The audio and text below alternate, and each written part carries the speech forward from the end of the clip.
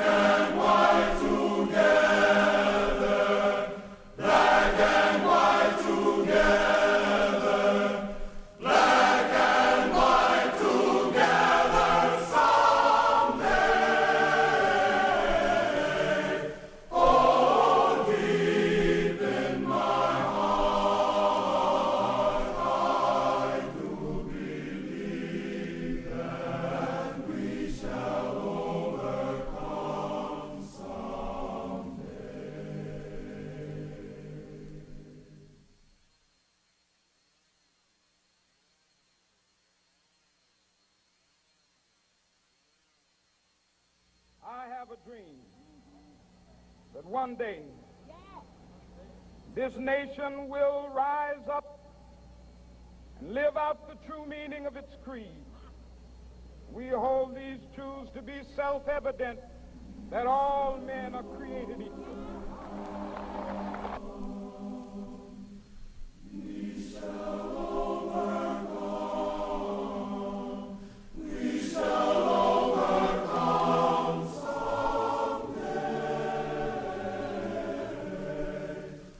Oh, deep in my heart,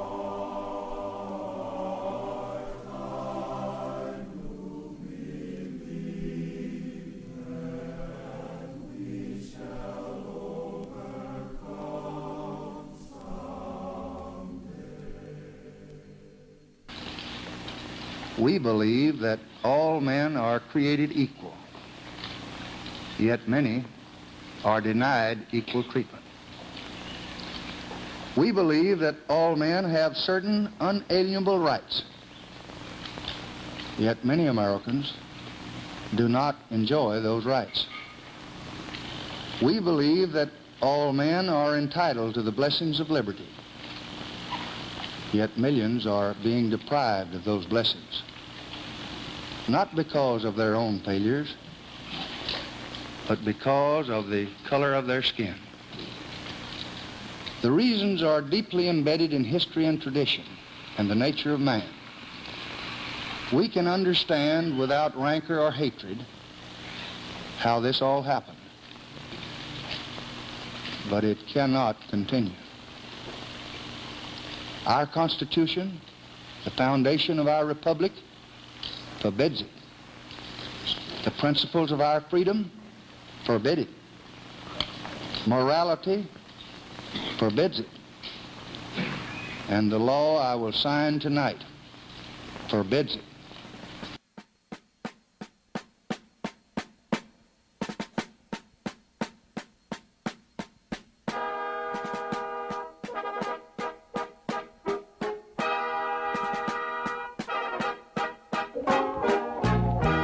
Oh, beautiful, for heroes proved in liberating strife.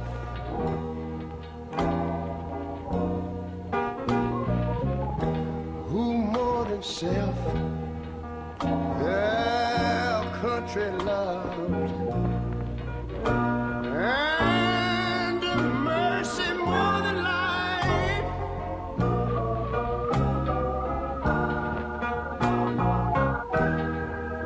America, America, make God thy gold refined,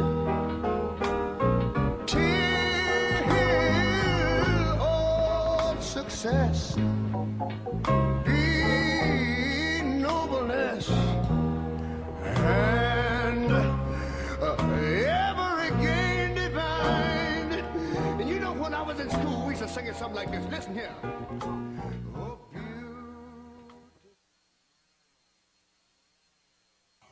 Yes, we've made some progress. We have come a distance. We're no longer met with bullwhips, fire hoses, and violence when we attempt to register and vote. But the sad fact is, the sad truth is, discrimination still exists. And that's why we still need the Voting Rights Act, and we must not go back to the dark path.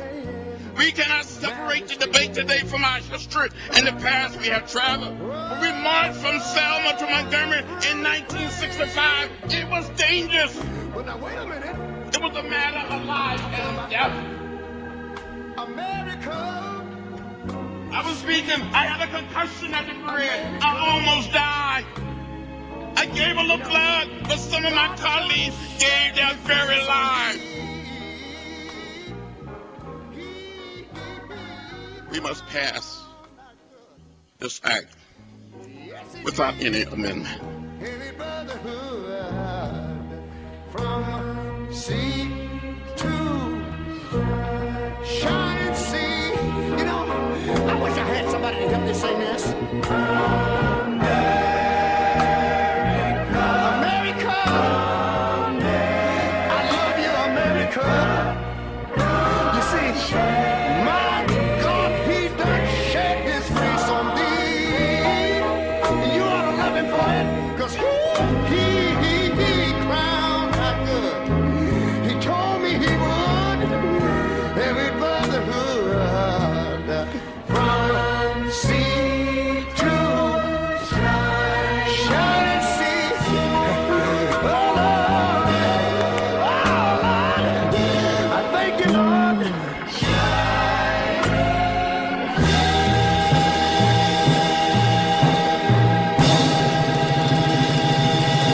Good afternoon, Rotarians. Despite my showing you a civil rights history film, this is not going to be a civil rights speech.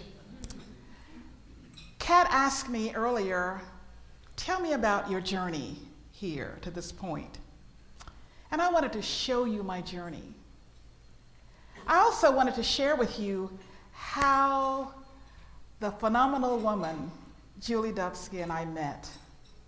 We met in the cradle of the civil rights movement. We met in Montgomery, Alabama, at the Rosa Parks Museum. We met as strangers, and we departed as friends, sharing a common desire, sharing a common bond, sharing a common love of who we are as a people, without regard to the arbitrary characteristics of birth. She is an individual who never meets a stranger, and she embraces everyone as she did me. And I want to thank Julie for inviting me here to be with you today, but I want to thank you, Rotarians, for accepting her recommendation. I'm truly delighted to be here. So, Rotarians, past governors, current governors, and the phenomenal Dr. Barbara Malden, thank you all for being here. I want to tell you that Julie has given me a time limit for this talk, but she gave me a modest expansion, and I want to adhere to that. And I want to share with you a story that I read many years ago out of the Reader's Digest. So it must be true, Heather, because I read it there. The story goes, there was a young minister who was somewhere in the South. The story doesn't give his denomination, but it did say that he was assigned to a particular church. And it said that he went before his congregation each and every Sunday morning to preach the gospel. And his congregation, Kathy, sat and listened to him. They were not set afire by his messages, but they sat and they listened. He knew, though, that he was really not touching them in a way he wanted to. So he went home and went into his prayer closet and preached for guidance from the Lord. And as he preached, an answer came. Excitedly, the next Sunday morning, he went back to the congregation and said to them, I have good news and bad news for you. He said, the good news is the Lord has seen fit to move me to another congregation. The bad news is, Bob, that I will never have another opportunity to stand before you and preach the gospel. At that very moment, the entire congregation stood and sang, what a friend we have in Jesus. And so, I don't want you to have to stand and sing on me today. So I am going to keep to the time limit that Barbara gave me, plus the small expansion of time. Over the history of this great country, there have been many instances where, when we look back on them, they were periods of darkness. And people of goodwill, sometimes individually and sometimes collectively, acted in a manner to punch holes in that darkness. And I thought about those things when I got ready for this talk. But I thought about it in the context of the life of a young Robert Louis Stevenson. The story goes that when he was very young, a young child, he was quite ill. He had polio or some other kind of disease. His parents were very protective of him, as I'm sure Michael's parents are. So they would not allow him to go out into the street and play.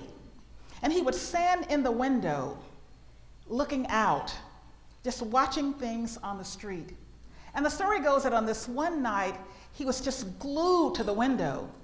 And his mother came to him and said, "What are you staring at?"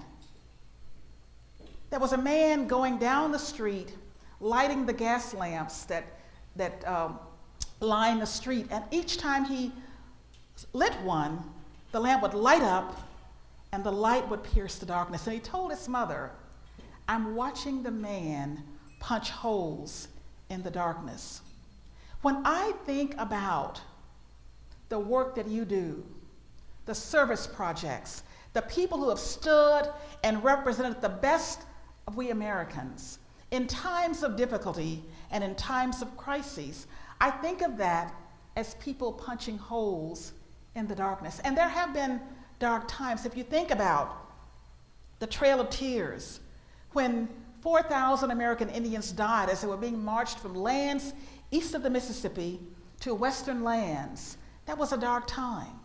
When we think about the 1848 Seneca Falls Convention, when women were coming together to fight for a constitutional amendment to give women the right to vote, that was a period of darkness. And obviously, when it was finally ratified in 1920, that was a hole punched in that darkness. And we're going to celebrate that next year in 2020. There were times when American soldiers valiantly fought to liberate the people who held Jewish people in concentration camps, and American soldiers fought. That was punching holes in a period of darkness that lasted a very long time. And similarly, when we worked and people worked and fought, and the president ultimately signed the Civil Rights Act in 1964 and the Voting Rights Act of 1965, that too was punching holes in the darkness. All of those things, though, represent the collective efforts of men and women of goodwill who wanted to see our country be all that it could be and the best that it could be. It requires courage. And sometimes it requires some individuals standing alone or feeling as if they're standing alone. And I want to tell you that even though I am now a judge charged with enforcing and applying the law, there are still times when I feel like I'm standing alone. But fortunately for me, I learned early in life to stand alone. Let me tell you when that lesson was crystallized for me. You know, the Brown versus the Board of Education decision was signed in 1954. The first case was filed in 1951 when I was yet unborn. I was 3 years old when the case was decided, 4 years old when the Supreme Court demanded that separate but equal be eliminated, and that people be allowed to go to school, not with respect to color, but schools would become desegregated. So that was 55 when they said this must happen with all deliberate speed. And yet, when I began school in 1957, I began school in a 2-room cinder block school that went from grades 1 to 3.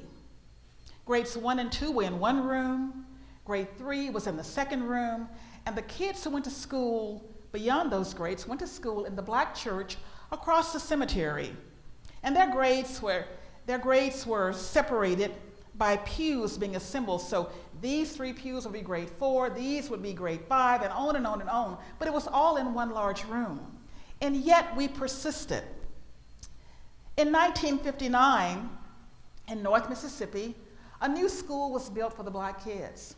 It was a school that was Plessy compliant. It did have running water, classrooms, a cafeteria, and all of those things that a school should have. One of the other things that our school had was great students. We had very talented students. Now, some of them could probably sing as well as the men who were the Sounds of Illinois. I was not one of those people, but I would go to the talent program every month. It was on a Wednesday, and I would sit in the audience, and I would really enjoy that talent program. Those kids could sing, they could dance, they could play instruments, and they were truly amazing. And as I sat there in junior high school, wanting desperately to be on the talent program, I realized when I did my own personal inventory, Judge Yoder, that I had no talent. None. I was bankrupt in the talent department. Now, most rational people would give up the idea, but apparently I was not rational because I continued to want to be on the talent program. I went to the talent coordinator and told her that I wanted to be on the program. She wanted to know what I would do, and I said I would recite a poem. She tried gentle dissuasion, but even then I was persistent. She finally gave up and put my name on the talent program. And I want to tell you, the Tuesday night before the talent program, I don't think I slept at all. You all remember that movie about Rocky when he's getting ready for the big fight and he's all amped up, you know, the adrenaline is flowing? Well, that's the way I was. And that morning I was behind the curtain at the talent program waiting for my moment. They put me in the middle. And as I was back there waiting, excited because, you know, this was my moment, this was my day, this was my time. And then they called my name. And I stepped out on the stage and I surveyed the crowd. And I began to recite my poem. Two roads diverged in the yellow wood. Sorry I could not travel both, but be one travel along I stood and looked down one as far as I could to where it bent in the undergrowth. About that time, a curious noise began to fill the auditorium. It got louder and louder. People were booing and hissing and yelling and saying, "Get off the stage, we don't want to hear that poem."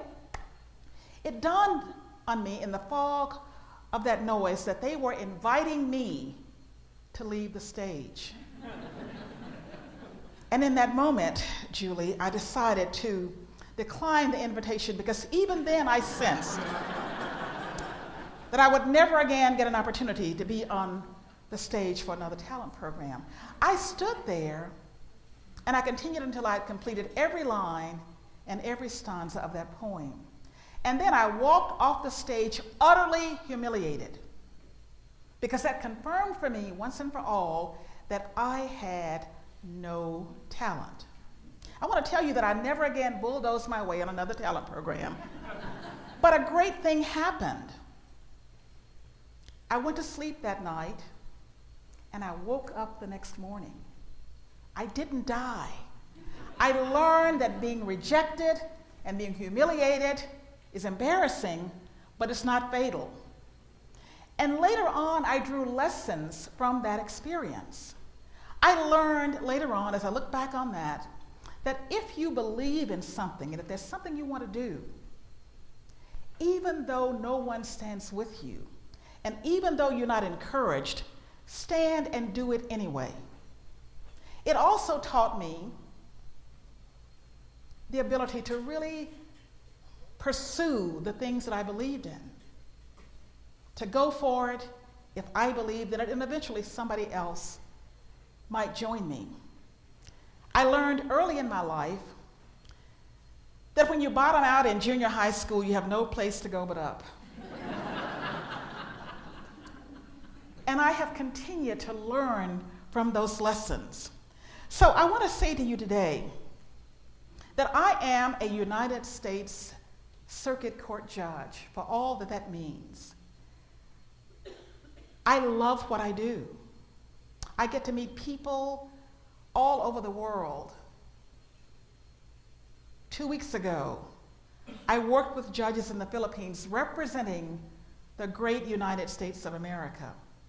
And I feel a special sense of pride when I go someplace and I can say that I represent the United States of America. America is a great country, but America is only as great as her people, because America is her people. America is great because of efforts and service of people like you, Rotarians all over the world. You're in places big and small, representing causes great and large, and that makes us Americans, and that makes America great. But America has no hands, no heart, no eyes, no feet, except those of her people. America is white and red, black and brown and yellow, and all manner of hues between. And America can only act through her people. Thus, we Americans must educate ourselves and renew our commitment to the founding documents that established this great country.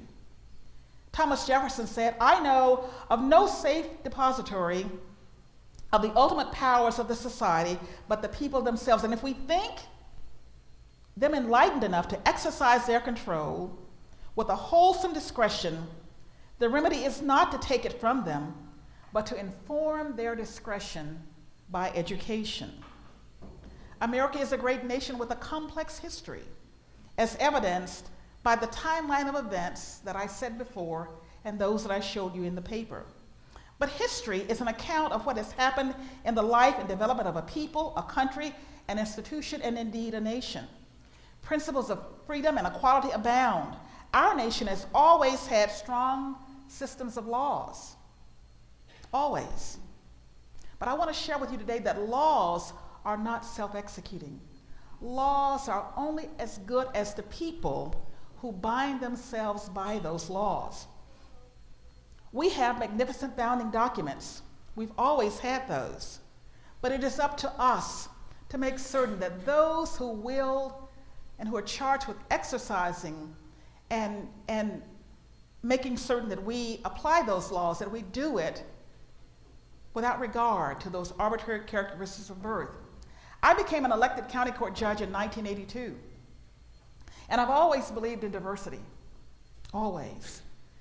I became the first African-American woman judge in the history of Tennessee, and I took my oath of office on September 1 of 1982. I had a big ceremony in the morning, and that afternoon I had a docket. The clerk of court staffed the courtroom. And the clerk of court in this case was a middle-aged white male. His name was Gene Goldsby. He's now deceased, but Mr. Goldsby was a wonderful man, and he was a friend of mine. He was totally invested in my success. He wanted to make sure that I was comfortable and that I had everything I needed to do a good job. And so after my ceremony that morning, we got the courtroom all straightened out, and that afternoon I was on the bench in my black robe and my exalted position. And my courtroom was staffed thusly. Right below me were my 2-minute clerks, Barbara. On my left was an African-American female. On my right was an African-American male. At a 45-degree angle was my prosecutor, an African-American male. And ringing the courtroom were my 4 Shelby County deputies in uniform with a standard issue Smith & Wesson weapon strapped to their side. 1 African-American woman, and 3 African-American men. And we opened court. The first person to come into the courtroom that afternoon was a young white male. He walked into the courtroom. He looked around the courtroom. His eyes grew as wide as half-dollar bills as he looked around and saw no one in there who looked like him. He came to the bench with fear and trepidation and asked me for a continuance. And I granted him a 30-day continuance. He came back 30 days later with an African-American defense attorney. Now, that may have been the attorney he was going to hire anyway. I don't know. But I suspect that he felt like there's no way that I can get justice in a place where there's no one who looks like me. So I went back after that and thanked Mr. Goldsby for his consideration and his concern about me, but I told him, I think we need some diversity in the courtroom. So we took out 2 of the African-American deputies and brought in 2 white males, and even though they had nothing to do with the adjudicative function, just that change of having an element of diversity in the courtroom made a big difference in the atmosphere of the courtroom. And I believe fundamentally in principles of equality and concepts of inclusion. I believe that even though foundationally our country did not have and did not embrace that diversity necessarily, we have evolved to a country that understands that we are strengthened by our difference, that it complements and makes us stronger, and that we are better for it. Dr. Martin Luther King said that the arc of the moral universe is long, but it bends toward justice. I say that's true, but I say that the arc does not bend of its own volition. It bends because people of goodwill apply their hands to the arc, and they push and they pull to bend it toward justice. And that happens regardless of arbitrary characteristics of birth. Way back in 1614, John Webster talked about what it means to have justice. What does the term justice mean? And he talked about the unbiased application of laws to facts by fair, impartial, and neutral judges. And that's what I strive to do each and every day. And I think that I can't avoid that. I think that that's in my DNA because my birthday is Constitution Day, and so I'm really pleased with that. So I say today, when I look at people, whether they are Native Americans, whether they are American Indians, whether they are Latinos, whether they are Asian Americans, whether they are African Americans, whether you want to call it Caucasians, white, European Americans, I look at people as people, and I look at people for what they bring to the table. And I'm going to share with you that my parents were not educated people. And I tell people all the time that I learned how to be a lawyer in law school, but my mother taught me how to be a judge. And I'm going to tell you what those foundational lessons were, because I'm a product of those lessons. And these are the lessons that I try to impart into people with whom I work. Now, I mentioned my mother, but I'm from a two-parent family. My father was always a part of my life, and he taught me a number of things. My father taught me courage, self-confidence, generosity, risk-taking, and he gave me a zest for life. My mother taught me the lessons that have given me the foundation on which all else rests. She taught me these principles. She taught me first to have faith in God and a power beyond myself and man. She taught me that I was as good as anyone else, but that I was no better than anyone else. She told me that there is good in everyone. She told me that jealousy, envy, and hatred are forces that will demoralize you, diminish you, and ultimately destroy you.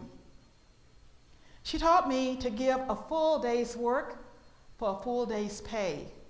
She said anything less than that is stealing, and it's wrong to steal. She taught me that there is value in all work. And so it was with pride last night when I talked to Bob that I shared with him my experience as a busgirl, because that was honest and noble work.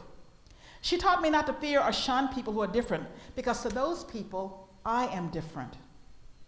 She told me that you can't control what people think about you, but you're responsible for the reputation that you create, and you must hold yourself accountable for how you respond to people. She said, you're not responsible for the circumstances of your existence, but you're entirely responsible for the height of your dreams.